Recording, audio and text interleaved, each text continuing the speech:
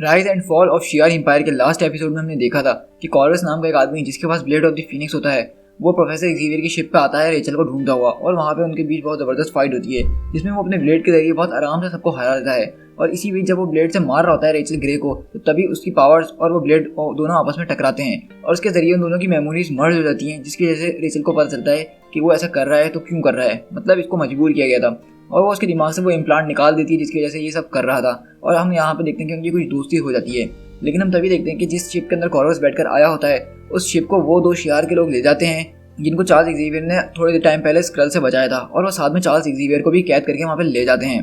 लेकिन हम तभी देखते हैं कि उस शिप के पीछे जो है डार्विन लटकता हुआ प्रोफेसर की मदद करने के लिए जा रहा होता है। और फिर हम यहीं से दूसरी तरफ शिफ्ट होते हैं जहाँ हम देखते हैं वुल्कन जो है इंपीरियल गार्ड के लोगों से बहुत ज़बरदस्त तरीके से फाइट करता है, और उस फाइट के अंदर हम देखते हैं कि बहुत ज़बरदस्त तरीके से वुल्कन उन लोगों के ऊपर भारी पड़ रहा होता है। लेकिन आखिर में ग्लैडिएटर क्लार्क जो होता है वो वुल्कन को एक बहुत जोरदार पंच मारता है जिसकी वजह से वुल्कन वहाँ पे नॉकआउट हो जाता है, और उसके बाद उसको एक प्रिजन के अंदर डाल दिया जाता है जहाँ पे उसको एक कॉलर लगाया गया होता है जिसकी वजह से उसकी पावर्स को कंट्रोल के अंदर किया गया होता है। लेकिन हम देखते हैं कि वहाँ पे एक आदमी आता है और वहाँ से वो वुल्कन को आज़ाद करवा देता है, और साथ में वुल्कन डेड बर्ड जो कि लिलांड्रा की एक सौतेली बहन है जिसको बहुत साल से लिलांड्रा ने कैद किया हुआ था उसको भी आज़ाद करवा लेता है। अब आगे फिर हम यहाँ से एक त्रिलेरी नाम की जगह पर शिफ्ट होते हैं जो कि शियार के लोगों का एक बहुत रॉयल और काउंसिल का जो कि शियार के एक हाई काउंसिल और रॉयलिटी स्पेस है, जिसमें हम देखते हैं कि यहाँ की एम्प्रेस यानी कि जो लिलांड्रा है वो यहाँ पे बाग के अंदर घूम रही है, और हम उनकी बातों से ये पता चल रहा है कि उसकी तबीयत काफ़ी टाइम से कुछ ख़राब चल रही थी, लेकिन अब ये मौसम देख के ये फूल पौधे देख के उसकी तबीयत काफ़ी ज़्यादा अच्छी हो गई है, और अपने सेवकों को यही सब बता रही है और बोलती कि एम्प्रेस लिलांड्रा मैंने हमेशा की तरह यहाँ पर कुछ भी नहीं देखा। तो बोलती कि हाँ लेकिन तुम्हें ये तो अंदाज़ा हो गई कि कैसेंड्रा नोवा जो था उसने तकरीबन मेरा माइंड तबाह व बर्बाद कर दिया था। और बेसिकली यहाँ पे उनकी आपस की बातें चल रही होती हैं, लेकिन हम यहाँ से शिफ्ट होते हैं एक और जगह पे जहाँ पे हम देखते हैं कि दो लोग बातें कर रहे होते हैं आपस में, जिसमें से हम देखते हैं कि एक जो होता है उनकी चांसलर होता है जो कि वहाँ का एक बहुत बड़ा पर्सन है जिसका नाम अकारी है। वो एक टीवी पे बात कर रहा होता है कैप्टन से और बोलता है कि मुझे तुम लोगों की मदद की कोई ज़रूरत नहीं है, तुम्हें ये याद रखना चाहिए कि तुम बात किससे कर रहे हो। तो बोलता है कि जी बिल्कुल चांसलर, मुझे माफ़ कर दीजिएगा। और फिर हम यहीं पे देखते हैं कि उसी चांसलर के पास जो है लिलांड्रा यहाँ पे उससे मिलने के लिए आती है, और उनका एक सेवक आते हुए बोलता है कि चांसलर एम्प्रेस आपसे मिलना चाहती है, वो आपको ढूंढ रही हैं। लेकिन हम देखते हैं वो चांसलर जो है वो अचानक एक गन से उसके ऊपर अटैक कर देते हैं और साथ में लिलांड्रा के जो बॉडीगार्ड होते हैं उनको भी गिरा देते हैं। और इसी तरह हम देखते हैं कि लिलांड्रा बोलती है कि आखिरकार ये तुम कर क्या रहे हो अकारी। लेकिन हम दूसरे पल देखते हैं कि वो एक गन से जो है उसके हेड पे मारता है जिसकी वजह से लिलांड्रा वहाँ पे बेहोश हो जाती है। और आप ये बात याद रखिएगा कि लिलांड्रा बेसिकली पूरे शियार एम्पायर की इस वक्त जो है रानी है, मतलब सब कुछ वही है। और हम यहाँ पे देख रहे हैं कि बेसिकली इनके अंदर के थ्रोन्स के अंदर ही कुछ गद्दारी वाला सीन चल रहा है, क्योंकि हमने पिछले एपिसोड में देखा था कि वुल्कन इसकी सौतेली बहन को आज़ाद करा रहा है। मतलब इनके अपने अंदर के लोग मिले हुए हैं जो नहीं चाहते कि लिलांड्रा इनकी एम्प्रेस बने, और वो कुछ और ही चाहते हैं। तो जैसे जैसे ये स्टोरी आगे जाती जाएगी आपको समझ में आता रहेगा। और वो चांसलर बोलता है कि तुम मुझसे पूछ रही हो कि मैंने क्या किया है, मैंने वो किया है जो हमारे एम्पायर को एक ट्रू ग्रेटनेस के ऊपर ले जाएगा लिलांड्रा, और ये तुम कभी नहीं कर सकती थी। इनकी बातों से साफ जाहिर है कि ये लिलांड्रा की जो लीडरशिप है उससे बहुत ज़्यादा नाखुश हैं। और इसी तरह हम शिफ्ट होते हैं वही एक्समैन वाले शिप के अंदर जिसके अंदर नाइट कॉलर वगैरह सब मौजूद थे, और वो अब यही सोच रहे होते हैं कि हम अब करें तो क्या करें। तो वहीं पे वारपात बोलता है कि तुम लोग मेरी बात कान खोल के सुन लो, मैं एक ऐसे इंसान को नहीं रख सकता हूँ जो कि कुछ देर पहले हम पे अटैक करने के लिए आया था। तो वारपात यानी कि वो जो कॉर्वस है उसके बारे में ये सब बोल रहा होता है, लेकिन रेचल कहती है कि कॉर्वस को जो है वो काम करने के लिए फोर्स किया गया था, मैंने उसका दिमाग पढ़ा है, मैं सब जान चुकी हूँ, उसको मेरे पीछे भेजा गया था, वो खुद से नहीं आया था। तो कॉर्वस बोलता है कि वैसे भी वारपात अगर मुझे तुम्हें मार नहीं होता तो तुम कब के मर चुके होते। और ये देख के वारपात को गुस्सा आ जाता है और वो उसको बोलता है कि बस अब बहुत हो गया। लेकिन वहीं हैवॉक बीच में आता है और बोलता है कि बस ज़रा खामोश हो जाओ तुम दोनों। प्रोफेसर और डार्विन हमें नहीं पता कि वो कहाँ है, वो इस वक्त स्पेस में घूम रहे हो सकते हैं, क्या पे हो सकता है कि उन लोगों को अब तक मार भी दिया हो। और रेचल ने कहा कि उसने कॉर्वस का माइंड पढ़ लिया है तो वो उस पर भरोसा करती है और हमारे लिए इतना जानना ही काफ़ी है। और अगर वो हमारे बारे में कुछ गलत सोचता भी है तो इस वक्त हमें सिर्फ उसी की ज़रूरत है, क्योंकि इस स्पेस को शियार की स्पेस को वही जानता है और वो हमारी मदद करेगा। तो वहीं पे नाइट कॉलर पूछता है तो अच्छा ऐसी बात है, तो बताओ कि हम उनके जहाज़ को कैसे पकड़ सकते हैं। तो कॉर्वस बोलता है कि मैं अगली बात अपनी यही करने वाला था नाइट कॉलर, तुम उस जहाज़ को नहीं पकड़ सकते हो, वो एक जंप शिप है, मतलब वो अपने स्टार गेट्स खुद ही बनाता है। तो पोलैरिस बोलती है इसका मतलब तो वो शिप जा चुका है, वो हमारी रीच से बहुत ज़्यादा ही दूर निकल चुका है, मैं इस पर कैसे भरोसा करूँ। तो कॉर्वस बोलता है कि नहीं, हमारे पास एक और तरीका है, अगर तुम दोनों वही हो जो कि रेचल मुझसे कह रही थी। तो हैवॉक पूछता है कि मैं और लॉर्ना हम क्या कर सकते हैं इसमें। तो कॉर्वस बोलता है कि तुम जो हमारी मदद कर सकते हो हमारे अपने स्टार गेट्स बनाने में। तो सब पूछते हैं कि आखिरकार हम ये सब करेंगे कैसे, हम अपने स्टार गेट्स कैसे बना सकते हैं। तो कॉर्वस बोलता है कि जब स्टार गेट्स नहीं बने थे तो शियार के लोग इसी तरह के क्रूजर शिप इस्तेमाल करते थे और वो अपने खुद के स्टार गेट्स बनाते थे इस शिप को दूसरी जगह पे जंप करवाने के लिए। हमें जो है बस इस इंजन के अंदर बहुत ज़्यादा पावर देनी पड़ेगी और इसके लिए हमें एक बहुत ज़बरदस्त पावर सोर्स की ज़रूरत होगी, और यही जो हम लोग सब मिलके करने वाले हैं। हैवॉक, रेचल और मैं, हम लोग जो है इंजन को पावर देंगे और पोलैरिस उसको कंट्रोल करेगी।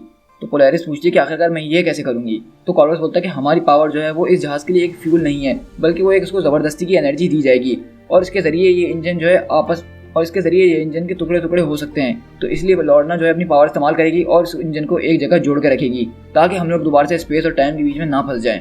तो नाइट कॉलर बोलता है कि इसका मतलब ये है कि इस चीज़ में रिस्क तो बहुत ज़्यादा है, और बोलता है कि हमें सिर्फ इतना नहीं करना होगा, बल्कि हमें उस जहाज़ को अगर ढूंढना है तो सबसे पहले हमें एक सेफ जगह पे जाना होगा जहाँ पे हम कुछ रेस्ट कर सकें और इंजन को रिफिट कर सकें। तो इस तरह जो है हम लोग इस शिप को लगातार ले जा नहीं सकते हैं वहाँ तक, इतने लंबे सफ़र के लिए ये जहाज़ नहीं बना है। तो नाइट कॉलर बोलता है क्यों ना हम स्टार जैमर्स के पास जाएं। तो हैवॉक बोलता है कि हाँ बिल्कुल, मैं भी तुमसे यही बात कहने वाला था, और प्रोफेसर ने कहा था क्योंकि जो मोस्ट रिसेंट लोकेशन थी वो नेव कॉम के अंदर थी। तो कॉर्वस पूछता है कि तुम लोग स्टार जैमर्स को जानते हो। तो रेचल बोलती है कि हाँ बिल्कुल, कॉर्सर जो है वो एलेक्स के फादर हैं। तो कॉर्वस बोलता है तो मे भी हमारा लक इतना भी बुरा नहीं है लिटिल फिनिक्स गर्ल। और फिर हम यहाँ से एक बहुत बड़े शियार के हाई काउंसिल जहाज़ के अंदर शिफ्ट होते हैं और हम बेसिकली यहाँ पे देखते हैं कि वो जो 2 शियार के लोग थे जो प्रोफेसर चार्ल्स एक्सेवियर को अपने साथ पकड़ के ले आए थे, वो यहाँ पे घुसने की कोशिश कर रहे होते हैं। लेकिन जैसा कि हमें पता है कि इस जहाज़ के अंदर कॉर्वस गया था और उसको रेचल को साथ लेकर आना था, लेकिन वो जो बड़ा जहाज़ है जब वो इस जहाज़ को डिटेक्ट करता है तो पता चलता है इसके अंदर 3 लाइफ फॉर्म्स हैं। तो वो समझ जाते हैं इस जहाज़ को हाईजैक कर लिया गया और वो उसको उड़ाने वाले होते हैं। लेकिन तभी वो बोलते हैं कि नहीं नहीं, हमें मारिए नहीं, हम आपके लिए तोहफा लेकर आए हैं वाइस चांसलर, हमारे पास अर्थर है जिसका नाम एक्सेवियर है। और इस तरह से हम देखते हैं कि वो दोनों अपनी जान बचाते हैं और उस जहाज़ के अंदर इंटर हो जाते हैं। तो वहीं पे हम देखते हैं कि उस इंजन के ऊपर काम करना शुरू कर दिया था कॉर्वस वगैरह ने, और कर्ट पूछता है कि तुम्हें कोई आइडिया है कि इसमें अंदाज़न कितना टाइम लगेगा। कॉर्वस बोलता है कि ये तकरीबन तैयार हो चुका है नाइट कॉलर, लेकिन इस तरह के इंजन में मुझे काम किए हुए काफ़ी ज़्यादा अरसा हो चुका है। तो वारफात बोलता है हाँ, वैसे भी तुम्हारे फादर तो एम्पायर के लिए शायद मैकेनिक ही थे ना। और वहीं पे जो है वो कॉर्वस अपनी कहानी सुनाना शुरू हो जाता है कि मेरे फादर जब मर गए थे तो उसके बाद मुझे ये सब करना पड़ा जब मुझे स्लेव बना लिया। लेकिन वहीं पे वारफात बोलता है कि मैं यहाँ पे बिल्कुल यूजलेस हूँ, तो क्यों ना मैं जाके सो जाऊँ, वैसे भी मेरे मतलब का काम तो ख़त्म हो चुका है ना। तो कॉर्वस बोलता है कि हाँ तुम दोनों जाके सो जाओ, मैं अपना काम करने के बाद ही सोऊंगा, वैसे भी मुझे आज रात नींद नहीं आने वाली। और फिर हम यहीं पे देखते हैं कि रेचल जो है सो रही होती है, लेकिन जब वो सो रही होती है तो उसको नाइटमेयर्स नजर आ रहे होते हैं और वो देखती है कि किस तरह से कॉर्वस के ऊपर जुल्म वगैरह हो रहा था। और हमें पता है कि ये सब उसके बाद से शुरू हुआ है जब से उसने उस तलवार को छुआ है, इसकी वजह से इन दोनों की मेमोरीज आपस में मर्ज हो गई हैं। और हम देखते हैं कि यहाँ से रेचल जो है कॉर्वस के पास आती है और उसको सब बताती है कि तुम मेरे दिमाग के अंदर हो। तो कॉर्वस बोल रहा है कि तुम एक टेलीपैथ हो ना, तुम चाहो तो ये सब बंद कर सकती हो। तो वो पूछती है कि ये सब तुम्हारे साथ भी हो रहा है। तो बोलता है कि हाँ ये मेरे साथ भी हो रहा है, जब से हम दोनों के दिमाग एक दूसरे से मर्ज हुए हैं उस ब्लेड के जरिए जो कि रूक शीर की है। तो रेचल बोलती है मुझे ऐसा लग रहा है कि तुम्हारी मेमोरीज और मेरी मेमोरीज के कुछ पीसेस आपस में एक दूसरे से मिक्स हो चुके हैं। और रेचल बोलती है कि मुझे इस शॉट के बारे में तो ज़रा बताओ कि ये फिनिक्स से किस तरह से कनेक्टेड है।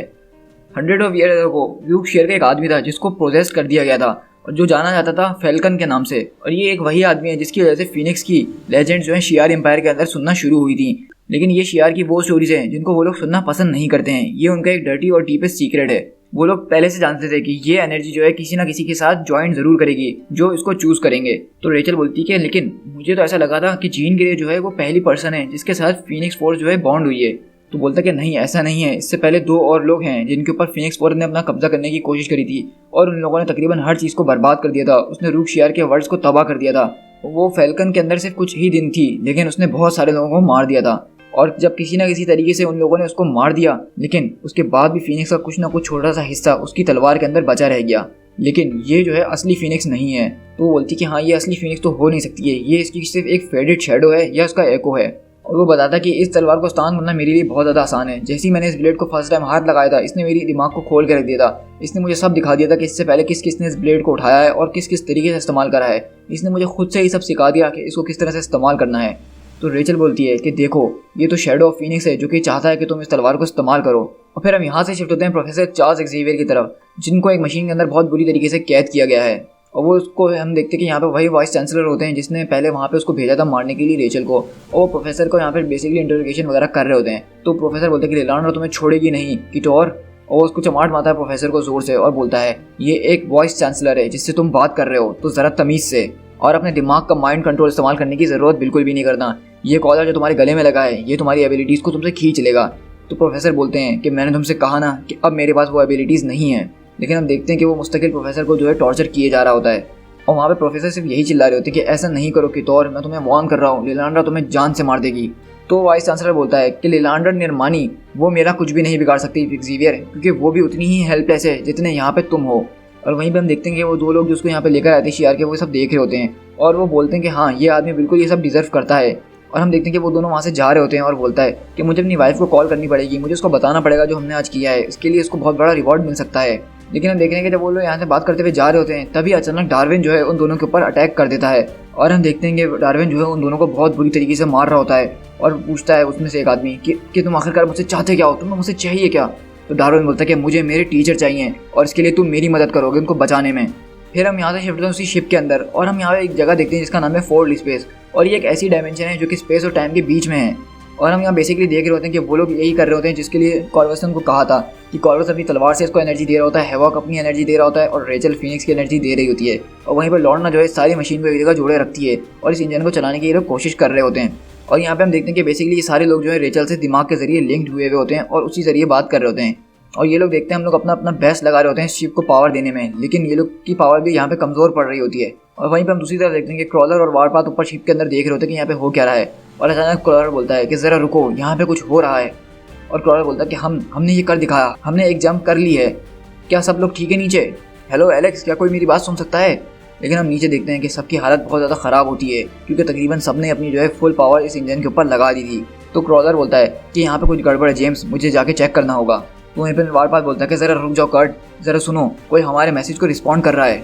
और हम देखते हैं कि वहाँ पे स्क्रीन पे उनके सामने कॉर्सेर आता है जो कि साइक्लोप्स और एलेक्स का बाप है और बोलता है कि दिस इज कॉर्सेर स्पीकिंग, आखिरकार तुम लोग हो कौन, अपनी आइडेंटिटी बताओ वरना हम तुम्हारे जहाज को सूरज के अंदर धकेल देंगे। तो वहीं पे कर्ट बोलता है कि मेजर समर, क्या आप हमें पहचाने नहीं, मैं नाइट क्रॉलर हूँ, क्या आपको हमारा सिग्नल नहीं मिल रहा? वहाँ पे कॉर्सेर बोलता है कि ओह माय गॉड, ये तो सच में तुम हो, मुझे लगा कि ये शियार के लोगों की कोई ब्लडी ट्रिक है, क्या एलेक्स तुम्हारे साथ है? तो कॉर्सेर पूछता है कि आखिरकार तुम लोग इस वक्त यहाँ पे क्या कर रहे हो जबकि यहाँ पे हर चीज़ बर्बादी की कगार पे है। तो उसके बाद ही हम देखते हैं कि कॉर्सेर की जो टीम है यानी स्टार जैमर्स वो उनकी शिप के अंदर आती है और वो लोग आपस में एक दूसरे से मिलते हैं और हम देखते हैं कि वो लोग एक दूसरे को अपना अपना इंट्रोडक्शन देते हैं, वो दोनों टीम आपस में इंटरेक्शन वगैरह करती हैं। और वहीं पर हम देखते हैं कि स्टार जैमर्स के जो लोग होते हैं वो उसकी जहाज़ को दोबारा सही करने में लग जाते हैं।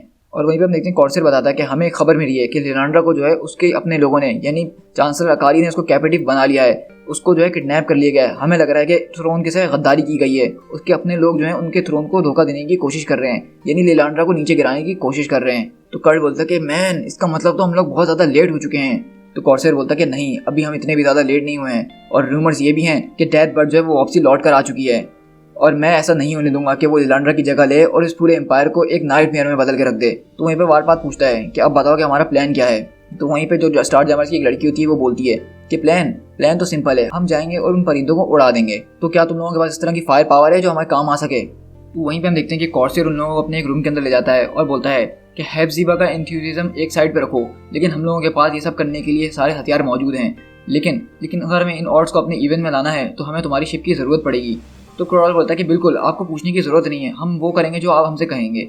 तो वहाँ पे फिर जो कॉर्सेर अपना प्लान बनाना शुरू करता है और बोलता है कि लिनांड्रा को उस जगह पे कैद किया गया है जो कि हाई काउंसिल का अरमाडा है और बेसिकली ये एक किस्म का ट्रांसपोर्ट है उनके लिए, उसको वहीं पे बांध के रखा जाएगा गद्दारी के लिए और उसको मारा भी वहीं पे ही जाएगा। और मेरे ख्याल में ये वही जगह है जहाँ पे उन्होंने एक्सीवियर को भी रखा होगा। हमारा प्लान जो है बहुत सिंपल सा है, हम उनके वीक पॉइंट के ऊपर अटैक करेंगे यानी कि उनका ट्रांसपोर्ट शिप, हम उनके शिप के ऊपर अटैक करेंगे और सबका ध्यान बढ़ जाएगा। हम लिलांड्रा को वहाँ से निकालेंगे और उनके रीइंफोर्समेंट आने से पहले हम वहाँ से जंप करके कहीं और निकल जाएंगे। तो वहीं पे हेप्ज़िबा आगे बोलती है कि हाँ, और साथ में हम उनका नेविगेशन लॉग्स भी ले जाएंगे ताकि हमें पता चल सके कि वो अगली बार कहाँ अटैक करने वाले हैं। तो वारपाथ बोलता है कि कैट लेडी, मुझे तुम्हारा स्टाइल पसंद आया। तो वहीं पे नाइट क्रॉलर बोलता है कि आपका प्लान तो बड़ा अच्छा है, लेकिन ये बताइए कि इन सब के जरिए हम किस तरह से रेस्क्यू कर पाएंगे प्रोफेसर और डार्विन को इंपीरियल काउंसिल से। तो कॉर्सेर बोलता है कि हम उनको बचा लेंगे कर्ट, मुझ पर भरोसा रखो, और इनको बचाने के लिए लिलांड्रा ही हमारी की है।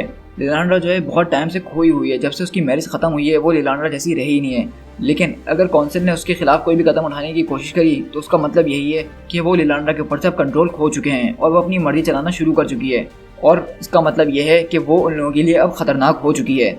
तो कर्ट बोलता है कि हाँ बिल्कुल, और जब उसको ये पता होगा कि चार्ल्स भी उनके पास है तो वो और ज़्यादा खतरनाक हो जाएगी उनके लिए। तो कॉर्सेर बोलता है कि ये सब तो ठीक है, लेकिन ये मुझे बताओ कि उसने यहाँ पे आके इतना बड़ा रिस्क क्यों लिया? वो जानता था कि वो यहाँ पे आएगा तो उसको मार दिया जाएगा, उसको कैप्चर कर लिया जाएगा, तो वो चार्ल्स एक्सेवियर यहाँ पे वापसी क्यों आया? तो वहीं पे कर्ट बोलता है कि ये एक चीज़ है जो कि हमें डिस्कस करनी है, लेकिन थोड़ी देर बाद। और वहीं पे हम देखते हैं कि हेवॉक आता है और बोलता है कि डैड।